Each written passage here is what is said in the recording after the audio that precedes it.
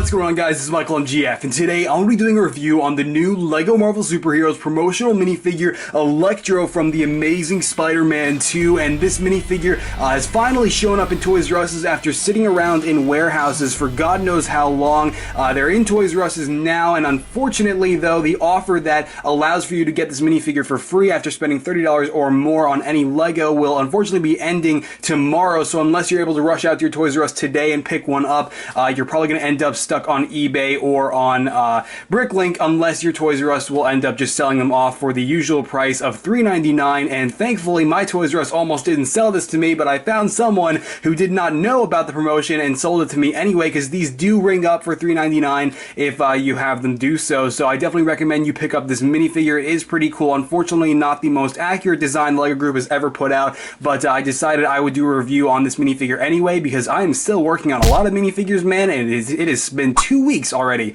since my last video, which was my Age of Ultron showcase. So hopefully you can understand why I needed a little bit of a break after all of that. So aside from that though, let's get started. So here's LEGO's Jamie Foxx Electro in its entirety, and I don't know if you guys are going to agree with me or not, but I really do appreciate the design work on this minifigure up until the head. Like, the torso looks great, the back of the torso looks great. Yes, it's printed onto a dark bluish gray torso, which is unfortunate because his entire suit is black in the film, but I mean, the legs are really great, and the knee pad design and the bolts and all the details surrounding them look awesome, and I can definitely see these legs being used for other minifigures, like say Pura's minifigures, for those of you guys who make those. And I mean, it's just, what happened to the face? Why it looks like a blue paint splatter, or it looks like blue acne, to be honest. Like, it looks like he's got a problem. That's not electricity. Like, what, how the LEGO Group's designers just, how did this get passed through? Like, that's not what happened. That looks bizarre. I don't agree with that design. Maybe you guys do, but I just think that this entire texture that they attempted to print on here, like this, it's, I mean, the eyes, the shape of the eyes, the eyebrows, the mouth, and the little chip that he has to control his abilities that he had in the film, those designs are great. I think the eyes could have been light blue, because really I actually painted them light blue myself onto this figure. I've obviously removed it since, but it did look better, and I did that just to test it out. But unfortunately, they're printed white with a little bit of silver in each, and it's just, I don't agree with that, the eye color, and I do not agree with the design that's supposed to look like electricity. It just looks like he's got a skin condition, and I think it looks bizarre. So, does it ruin the minifigure for me?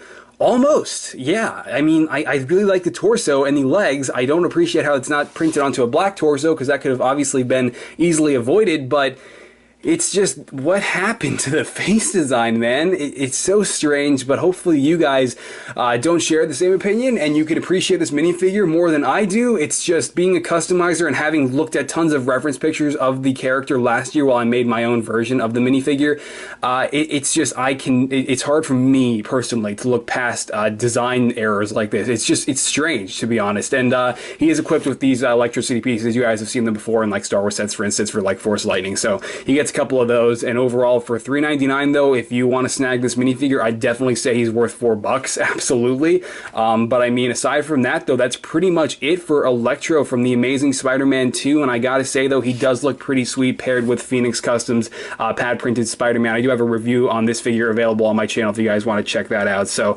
yeah, aside from that though, there is the LEGO's portrayal of the Jamie Foxx Electro from last year.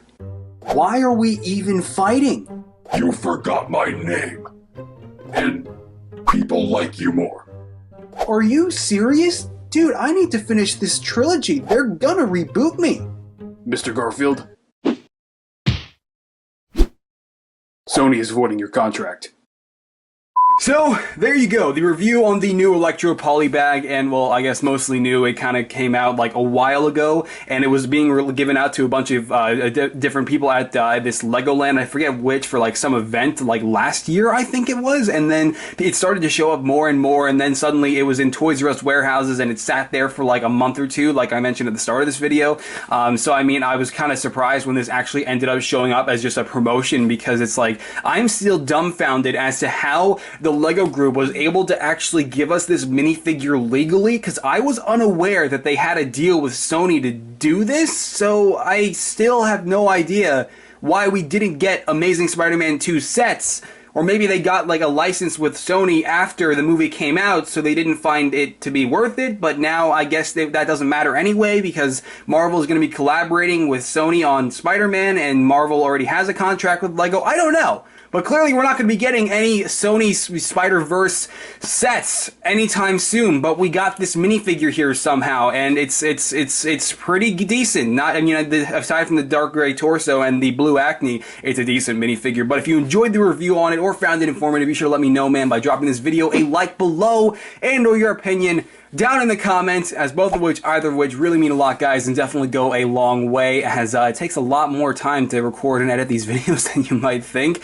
But yeah, you can also follow me on the Twitters, the book faces, and the Instagrams, man. Links to all three of those are down in the description below as well, and I definitely could not stress you checking those out more, because I am working on tons of minifigures, as you guys already know. Daredevil, the Star Wars Force Awakens Stormtrooper, the Atom, Ant-Man, War Machine, Ahsoka from Rebels, the Achievement Hunter team, so many minifigures, and 4 Ant-Man figures that I'm going to get started on soon. And I mean, you know, aside from Ant-Man himself, as I already mentioned. So I mean, I'm working on all of that, and I've already been posting photos of them on those platforms, because I can post work in progress photos, or, you know, photos of those minifigures that I'm still working on, because obviously they have to be finished if I can show them on my main channel, and that's why you don't always see videos pumping out all the time, because I'm always working on minifigures and I can never get them done fast enough. But that is it.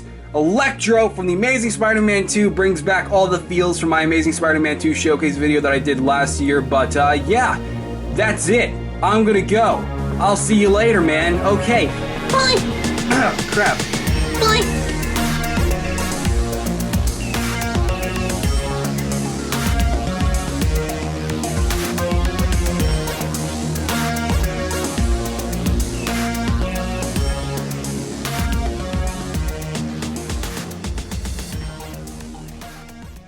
New LEGO Marvel Superheroes 2015, man.